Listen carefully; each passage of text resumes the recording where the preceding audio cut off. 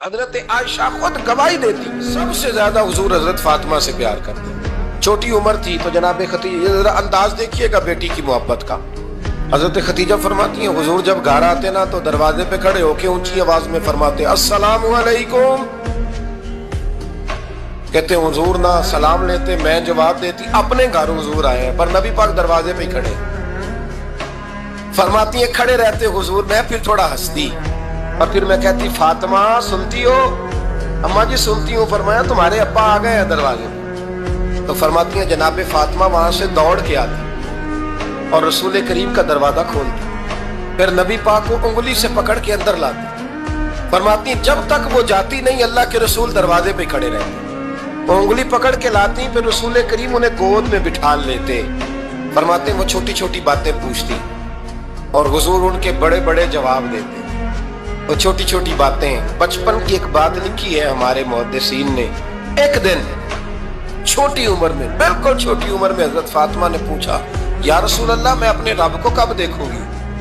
اللہ اکبر، عمر چھوٹی اور بات بڑی کر دی، میں کب دیکھوں گی؟ تو حضور نے فرمایا فاطمہ بڑی جلدی، رب کریم تمہیں جنت میں لے جائے گا اور ساری جنتی عورتوں کی سردار بنائے گا اور پھر میرا رب تجھے اپنا دیدار بھی کرائے گا۔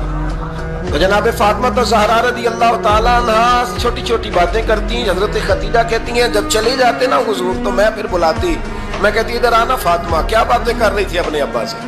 تو کہتی پھر وہ مجھے بتاتی بھی اور راضی بھی ہوتی۔ یہ سلسلہ آخر تک چلا، یہ حضرت فاطمہ سے راز کی باتیں کرنا حضور کا آخر تک چلا۔ بخاری مسلم میں حدیث، وہاں راوی حضرت خدیجہ ہے، یہاں راوی حضرت عائشہ صدیقہ ہے۔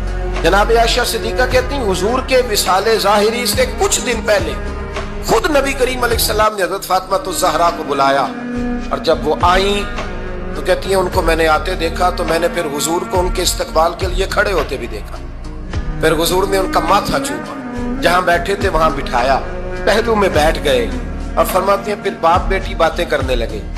میں کوئی چیز بنا رہی تھی تو جناب عائشہ کہتی ہے میں نے دیکھا کہ حضور نے ان کے کان میں کوئی بات کہی تو جناب فاطمہ رونے لگی، پھر حضور نے کان میں کچھ کہا تو وہ مسکرانے لگی، کہتی ہیں حضور وہ بات کر کے تشریف لے گئے، فاطمہ ابھی بیٹھی تھی، میں آئی، میں نے آ کے کہا کہ فاطمہ بتاؤ نبی کریم علیہ السلام نے آپ سے کیا کہا؟ کبھی ہنستی تھی کبھی روتی تھی، تو فرمایا حضور نے منع کیا ہے، یہ میرا اور میرے نبی کا راز ہے، میں حضور کی حیات ظاہرہ میں یہ بات کسی کو بتا نہیں سکتی۔ فرماتی ہیں کہ فاطمہ سے تو میں نے پوچھ لیا پر حضور سے پوچھنے کی تو جرت ہی نہیں تھی نا، لیکن وہ راز کی بات تھی۔ کچھ دن گزرے تو حضور بیمار ہو گئے، پھر کچھ دن گزرے تو حضور کا وصال ہو گیا۔ فرماتے ہیں کچھ عرصے کے بعد میں سیدہ فاطمہ الزہرا سے ملی تو میں نے کہا فاطمہ وہ بھید کھول تو دے، آج تو کھول دے، وہ راز کیا تھا؟ آپ کو بلایا گیا، پھر آپ آئیں، پھر حضور نے بات کی، پھر نبی کریم علیہ السلام کے بات کرنے پر کبھی آپ روئیں کبھی آپ ہنسی، تو یہ کیا تھا؟ کہتی ہے جناب فاطمہ پھر رونے لگی، کہنے لگی ہاں اماں جی اب میں پردہ کھول دیتی ہوں، اب میں راز بتا دیتی ہوں، حضور کا وصال ظاہری ہو گیا۔ فرمانے لگی مجھے حضور نے بلایا اور میرے کان میں فرمانے لگے فاطمہ وقت تھوڑا رہ گیا ہے، اب تیرے والد نے جانے کا پروگرام بنا لیا ہے، اب نہ ٹائم آ گیا ہے بچھڑنے کا۔ فرماتی ہیں جب میں نے یہ بات سنی تو میں رو پڑی، حضور آپ بچھڑ جائیں گے؟ کہتی ہے میں روئی۔ ذرا حدیث کے جملوں پہ غور کرنا، ماتی تھوڑی دیر گزری تو حضور نے میرے کان میں کہا فاطمہ پتر رو نا، بیٹے رو نا، میرے جانے کے بعد جو سب سے پہلے میرے پیچھے آ کے مجھے ملے گی نا بیٹی وہ تو ہی ہوگی۔ اللہ کرے میں سمجھا سکوں آپ کو بات، جب کہا نا کہ میں وصال کروں گا تو رو پڑی، اور جو کہا نا میرے بعد تیرا بھی جلدی وصال ہو جائے گا تو حضرت فاطمہ نے ہنسنا شروع کر دیا۔ کیا پیار ہے میرے محبوب علیہ السلام کے ساتھ جناب فاطمہ کا، ان کے وصال کی خبر سنی تو رو پڑی اور اپنے کی سنی تو ہنس پڑی۔ اور پھر حضور نے کہا فاطمہ تجھے یہ بھی پتا ہے نا کہ اللہ تجھے جنتی عورتوں کا سردار بنائے گا، یہ بھی تجھے پتا ہے؟ تو جناب فاطمہ الزہرا کے ساتھ شروع سے لے کر آخر تک میرے رسول کریم علیہ السلام کی محبت رہی، پیار رہا، اور جناب فاطمہ کا جو حضور سے پیار تھا، چھوٹی سی عمر تھی حضرت فاطمہ کی جب حضرت خدیجہ وصال کر گئی، تو کسی نے کہا فاطمہ سب سے پہلے گھر سے کب نکلنا ہوا؟ تو بخاری مسلم میں حدیث ہے، اللہ کے نبی نا بیت اللہ شریف کے سامنے سجدے میں تھے تو ابو جہل کو شرارت سوچی، شرارت۔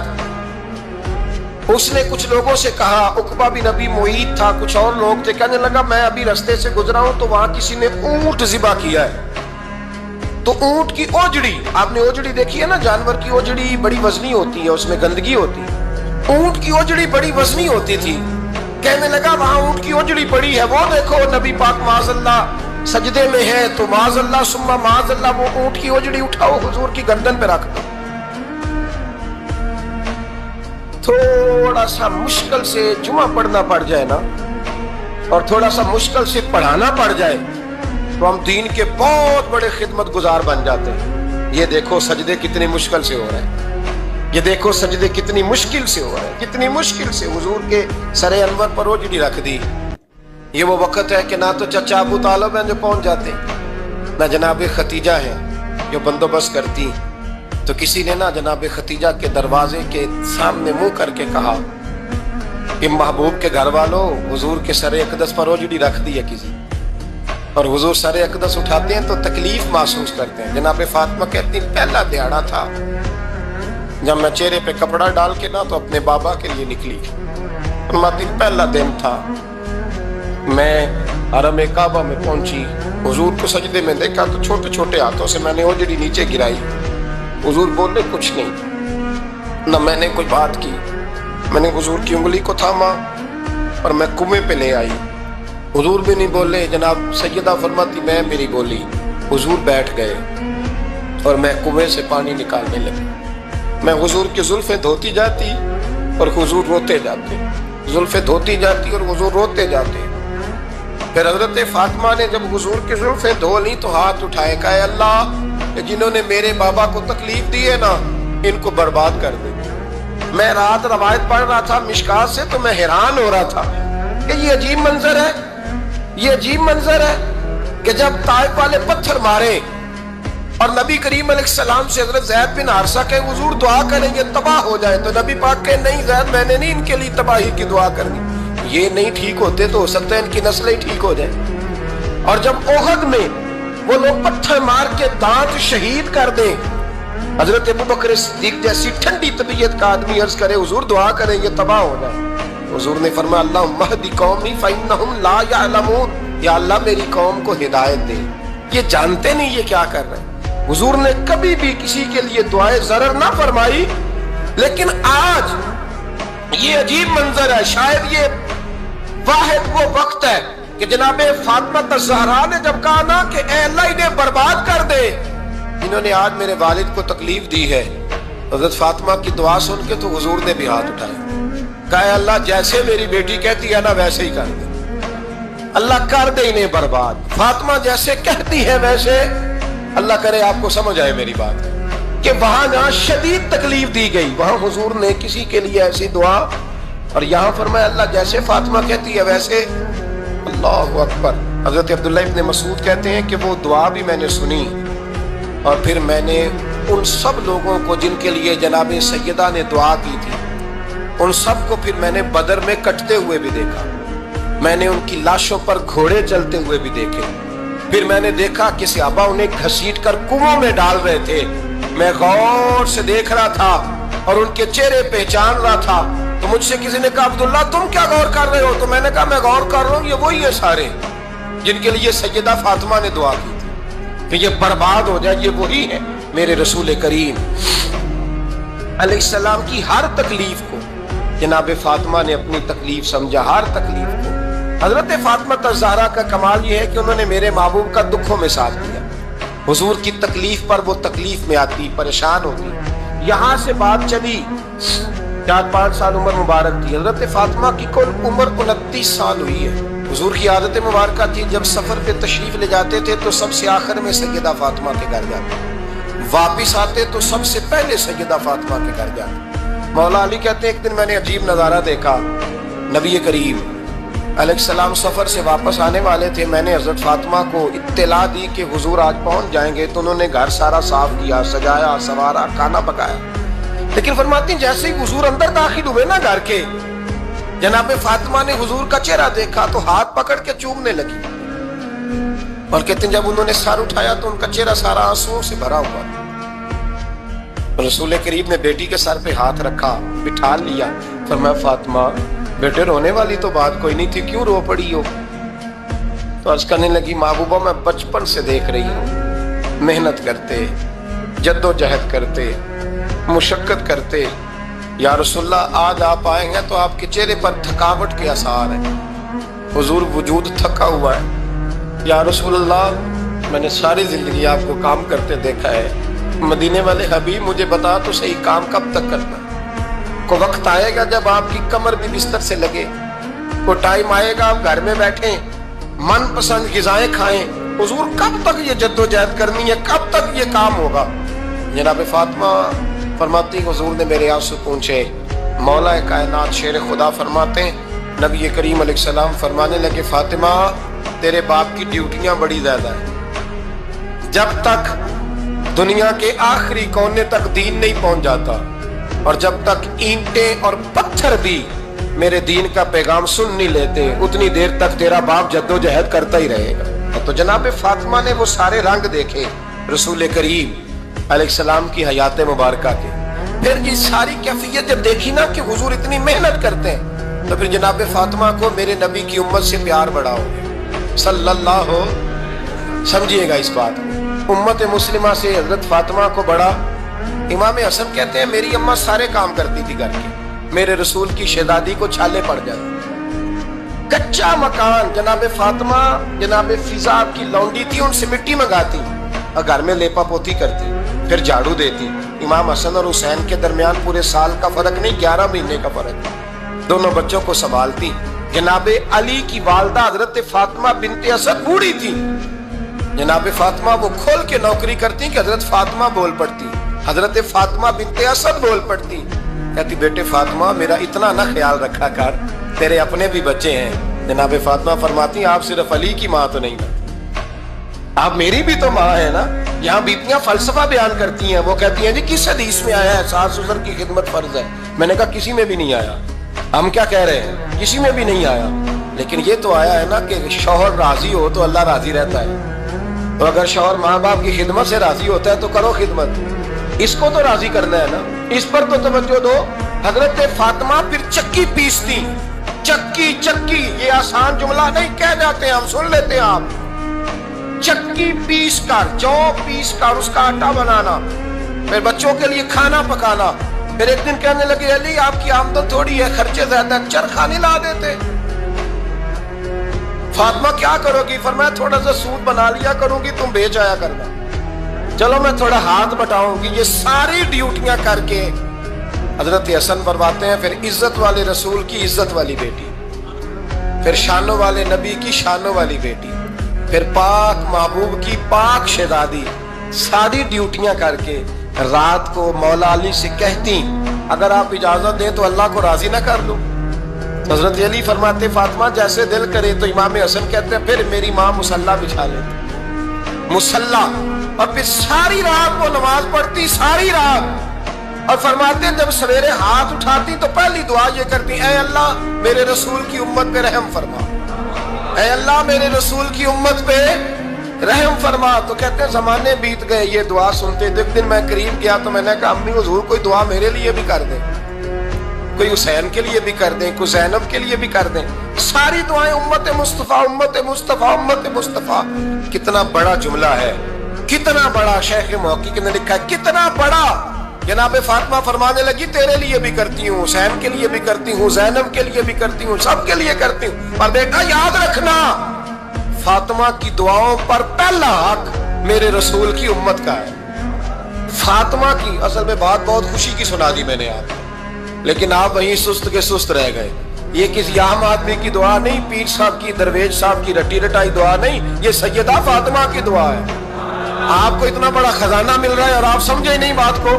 حضرت فاطمہ فرمانے لگی میری دعاؤں پر سب سے زیادہ حق میرے رسول کی امت کا ہے، تو میں یہ حق ہمیشہ ادا کرتی رہوں گی، میں انہیں دعائیں ہمیشہ دیتی رہوں گی۔ حضرت فاطمہ بڑا پیار کرتی ہیں. امام حسن کہتے ہیں کہ ایک پورا دن گزر گیا, کھانے کو کچھ نہ ملا. اگلی شام آ گئی تو چند روٹیاں کھانے میں ملی. جوں لائے حضرت علی, جناب فاطمہ نے پیس کے روٹی پکائی. فرماتی ہیں سب کو کھانا کھلا دیا تو اپنی روٹی آپ نے رکھ لی. جب آپ کھانا کھانے لگی, کھانے پر ہاتھ ہی رکھا تھا کہ دروازے پر کسی نے صدا دی. تو کہتے ہیں بولنے والے کے لفظ بڑے عجیب تھے. جس نے صدا دی نا اس کے لفظ بڑے عجیب تھے. کہنے لگے اور رسول اللہ کی بیٹی, میں 2 دن سے فاقے میں ہوں, تو مجھے پتا ہے اس گھر سے روٹی ضرور ملے گی. جناب فاطمہ نے نہ کھانا اٹھایا. امام حسن کہنے لگی بیٹے دے آ. جناب حسن کہتے ہیں مجھے بڑی تکلیف ہوئی. ہم سب کھانا کھا چکے تھے, مولا علی بھی کھا چکے تھے, صرف میری اماں نے نہیں کھایا تھا. ماں اور بیٹے کا پیار, اور پھر حسن حسین اور سیدہ کا پیار. فرماتے میں نے کہا اماں جی آدھی دے دیتے ہیں, آدھی آپ کھا لیں, پورا دن گزر گیا آپ فاقے سے ہیں. تو کہتے ہیں حضرت فاطمہ نے میرے سر پہ ہاتھ رکھا, پھر میرا ماتھا چوما. کہنے لگی بیٹا تو نے اس کی آواز نہیں نہ سنی جس نے صدا لگائی. اس نے نہ تو علی سے بات کی نہ تیرے ساتھ بات کی. اس نے تو کہا رسول اللہ کی بیٹی. تم نے صدا نہیں نہ سنی, اس کے لفظ کیا ہے. اس نے تو میرے ساتھ بات کی. اور پھر فرمایا بیٹے میں 1 دن سے فاقے میں ہوں, وہ 2 دن سے فاقے میں. میرا 1 دن گزارا اور ہو جائے امت کے ساتھ. ایک دن نا ایک نبی پاک کی بارگاہ میں شخص آیا, اس نے کلمہ پڑھا. قبیلہ بنو سلیم سے اس کا تعلق تھا. نبی کریم علیہ السلام نے اس سے اس کی مالی حالت پوچھی. تو عرض کرنے لگا یا رسول اللہ صلی اللہ علیہ وسلم میرے قبیلے میں 3000 لوگ ہیں اور سب سے غریب میں ہی ہوں. نبی کریم صلی اللہ تعالیٰ علیہ وسلم نے فرمایا اس کی مدد کرو بھائی. حضرت سعد بن عبادہ اٹھے تو انہوں نے نا اس کو کہا کہ میری اونٹنی باہر کھڑی ہے, تو یہاں سے اٹھ کے چل, میں اونٹنی تجھے دیتا ہوں. مولا علی شیر خدا اسی وقت اٹھے اور آپ نے اپنے سر سے امامہ شریف اتارا. فرمایا میں نے کل ہی خریدا ہے, یہ میں تمہیں تحفے میں دیتا ہوں. حضور نے نا حضرت سلمان فارسی کی ڈیوٹی لگائی. فرمایا اسے سواری بھی مل گئی, کپڑے بھی مل گئے, اس کے کھانے کا بندوبست کر, پتہ کر کس گھر میں کھانا ہے تو لا. حضرت سلمان فارسی کہتے ہیں میں گلی میں نکلا تو پہلی نظر میری سیدہ فاطمہ کے دروازے پہ پڑی. میں نے دستک دی. سیدہ فاطمہ اندر سے بولی کون ہے؟ میں نے کہا میں غلام سلمان فارسی. جناب فاطمہ تزارہ سے میں نے عرض کی ایک بندہ آیا ہے, کلمہ پڑھا ہے, اور وہ کہتا ہے 3000 آدمی میرے قبیلے میں ہیں اور سب سے غریب میں ہوں. تو اماں جی اس کو مولا علی نے امامہ دے دیا ہے اور حضرت سعد بن عبادہ رضی اللہ تعالیٰ عنہ نے اونٹنی دے دی ہے. اب وہ حضرت فاطمہ فرما سکتی تھی کہ جب شیر خدا نے دے دیا ہے تو ہمارا تو حصہ پڑ گیا. تو فرمانے لگی بھائی میرے ساتھ کیا مطالبہ ہے بتاؤ, جلدی کرو. کہا کھانا نہیں کھایا اس نے. تو آپ فرمانے لگی کھانا دیتے ہیں. حضرت سلمان فارسی کہنے لگے اماں جی کھانے میں کیا ہے؟ تو کہنے لگی کچھ بھی نہیں, 3 دن ہو گئے حسن حسین نے روٹی نہیں کھائی, پر بڑا کچھ ہے میں دیتی ہوں. کہتے میں سوچ میں پڑ گیا کہ انہوں نے 3 دن سے نہیں کھایا, پھر بھی بڑا کچھ ہے. پھر بھی ہم نے نا جو کھایا ہے اور باقی کا سالن فریج میں رکھا ہے, پرسوں والا بھی فریز ہوا پڑا ہے, شام کی سبزی آ گئی. کسی نے پوچھا حال کیا؟ کہتا سب سے غریب میں ہی ہوں, بڑا ماڑا بندہ ہوں, رو پڑیں گے, پریشان. کہا بچوں نے 3 دن سے روٹی نہیں کھائی, پر سلمان بڑا دیا ہے میرے اللہ نے, بڑا کچھ ہے. تو کہا اماں جی پھر کرنا کیا ہے؟ فرمایا تو ٹھہرنا میں بتاتی ہوں. کمبل پڑا تھا, بسترا سمجھ لیں, موٹا اوڑھنے کا, کھدر کا.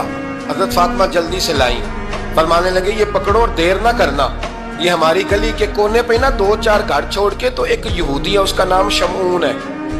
وہ اس طرح کی چیزیں گروی رکھ کے یا خرید کے نا تو پیسے بھی دے دیتا ہے, جوں بھی دے دیتا ہے, گندم بھی دے دیتا ہے, سرکہ اور کھجوریں بھی. اسے دے آ, اور وہ جو سامان دینا وہ میرے پاس لا, اور لا کے مجھے دے تاکہ میں جلدی سے اس آدمی کے لیے بندوبست کروں. پتہ نہیں بیچارہ کتنے دنوں کا بھوکا ہے, پتہ نہیں بیچارہ کتنے, اپنے بچوں نے 3 دن سے روٹی نہیں کھائی, لا نا ذرا. حضرت سلمان فارسی کہتے ہیں میں نے تھوڑا توقف کیا کہ میں آپ کا بستر لے جاؤں, یہ کمبل لے جاؤں. تو فرمانے لگی حکم ہے میرا, وہ جانا پڑے گا. جناب سلمان فارسی کہتے ہیں میں شمعون یہودی کے پاس گیا. میں نے کہا یہ کمبل لو, چاہے تو نقد پیسے دے دو, سامان خرید لیتے ہیں, اور چاہے تو اناج, جوں, سرکہ, کھجوریں جو تمہارے پاس ہے دے دو. وہ کہنے لگا یہ کس کا ہے؟ بڑا شاندار ہے, بڑا خوشبو والا ہے. تو کہا یہ مولا علی کے گھر سے آیا ہے, پاک بی بی نے دیا ہے کہ اس کو گروی رکھ لو اور مہمان کے لیے کچھ دے دو. کہا مہمان کون سا؟ کہنے لگے حضور کے پاس آ کے ایک شخص نے کلمہ پڑھا ہے और वो मुसलमान हुआ है और वो गरीब है, उसको रोटी देनी है। तो वो शमून यहूदी कहने लगा मैं भी तौरात पढ़ा करता था, तो आज ही सवेरे मैंने पढ़ा है, आज ही सवेरे पढ़ा है, अभी पढ़ा है। मैं बड़ी देर से हुजूर आए थे पर मेरी आंखों पे पर्दा ही रह गया। मुकद्दर सिकंदर का देखो कि प्यासे चले जा रहे हैं किनारे किनारे, मैं प्यासा ही मरने लगा था। आज ही मैंने पढ़ा है कि जो आखिरी उम्मत आएगी ना, उस उम्मत में जो रसूलुल्लाह सल्लल्लाहु अलैहि वसल्लम के करीबी होंगे, उनका कमाल ये होगा कि वो अपना पेट पर पत्थर बांध के दूसरों की मदद किया करेंगे।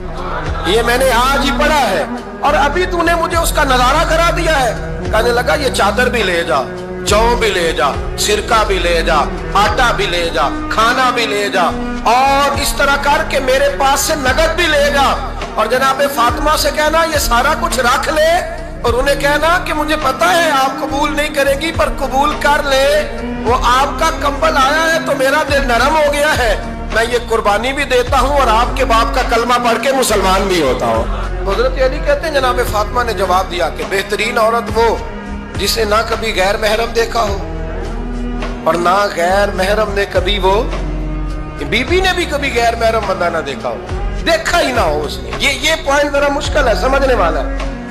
तो हजरत अली कहते हैं मैं वहां से गर्दन झुकाई और बीच आके बैठ गया, बात अभी जारी थी। हुजूर ने फरमाया आता है किसी को जवाब? तो कहते मैंने हाथ खड़ा किया। मैंने को हुजूर आता है तो हुजूर मुस्कुरा पड़े, फरमाया चल बता। मैंने अर्ज की हुजूर बेहतरीन औरत वो है कि ना कभी उसे गैर महरम ने देखा हो ना उसने कभी गैर महरम देखा हो। तो हजरत अली कहते हैं शाबाश, मुझे मिलनी चाहिए थी ना।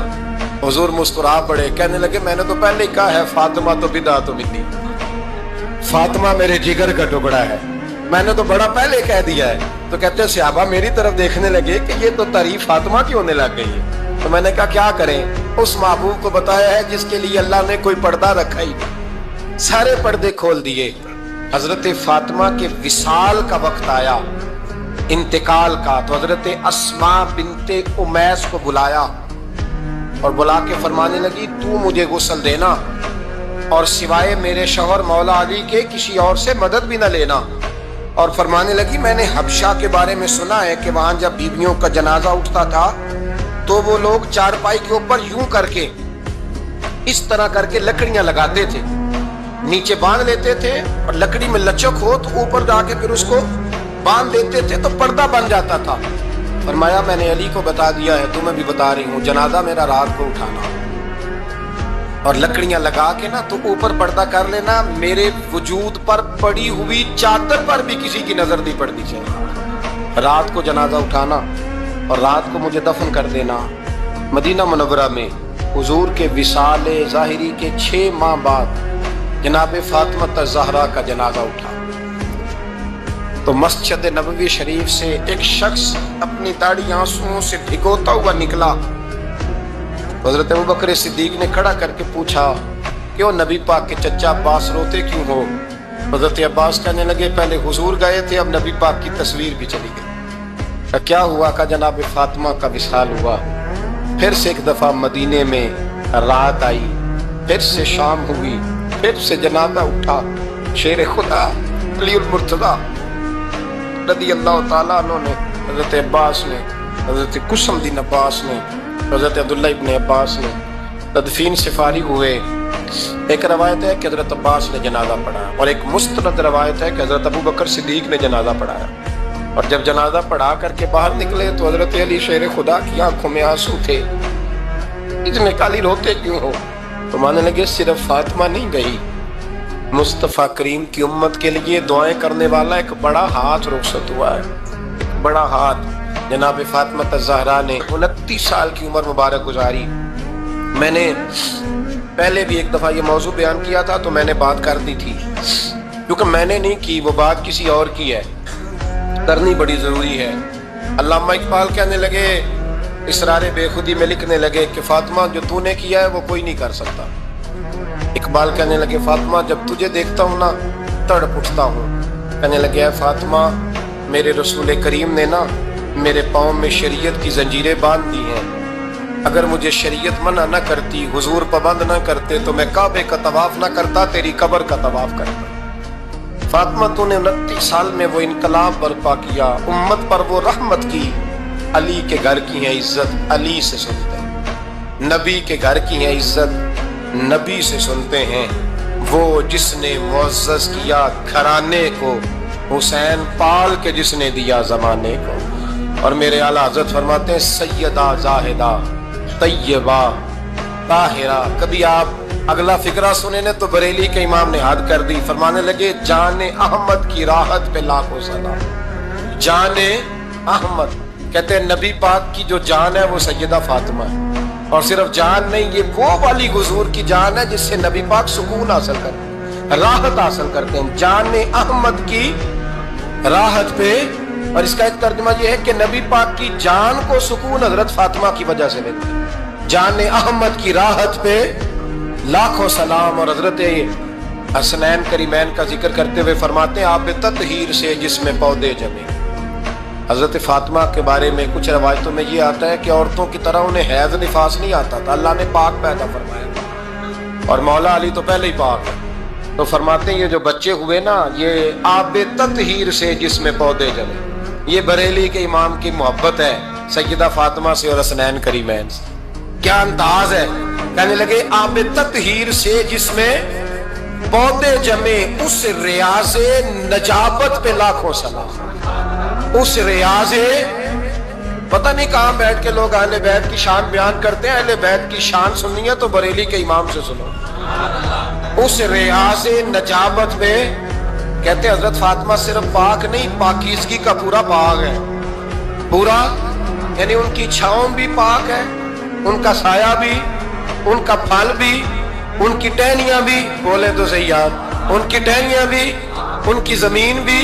उस रियाज़े नजाबत पे लाखों सलाम। उस रियाज़े नजाबत पे हुजूर एक जिहाद के लिए तशरीफ ले गए, वापस तशरीफ लाए ना, तो महबूब की आदत थी जब आते थे तो सबसे पहले सैयदा फातिमा के घर आते थे, और जब सफर की तरफ जाते थे तो आखिर में सैयदा फातिमा की तरफ जाते थे। उस दिन हुजूर सल्लल्लाहु ताला अलैहि वसल्लम ने तशरीफ लाना था।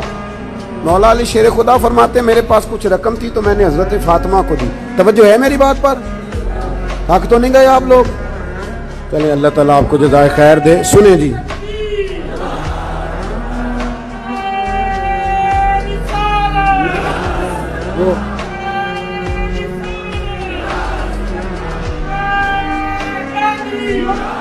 अल्लाह आपको जज़ाए खैर, अल्लाह आपको बरकत दे।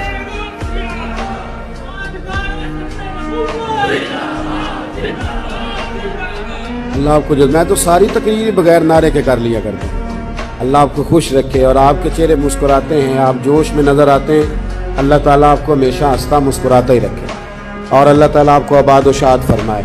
सुनिएगा, हुजूर जिहाद से वापस तशरीफ लाए तो सैयदा फातिमा ज़हरा रदी अल्लाह ताला अन्हा के काशाना अक़दस पे हुजूर तशरीफ लाए। हज़रत अली कहते हैं मेरे पास कुछ पैसे थे तो मैंने सैयदा फातिमा को दिए। तो हज़रत फातिमा ने ना सोने की एक जंजीर, एक चेन, समझाने के लिए अर्ज कर रहा हूँ, आपने ना वो बना के गले में डाली और घर में कुछ पर्दे लटकाए। मामला ये नहीं है कि मजबूरियां कितनी हैं, मामला ये है कि हमने वसाइल से ज्यादा मसाइल खड़े कर लिए और बेटियों को उस जगह लाके खड़ा कर दिया कि वो कंपैरिजन करती हैं। वो कहती हैं उसके पास ये है तो मेरे पास क्यों नहीं। रमज़ान की इस ठंडी और खूबसूरत और मीठे वक्त में ज़रूर मेरी बात पे गौर करना।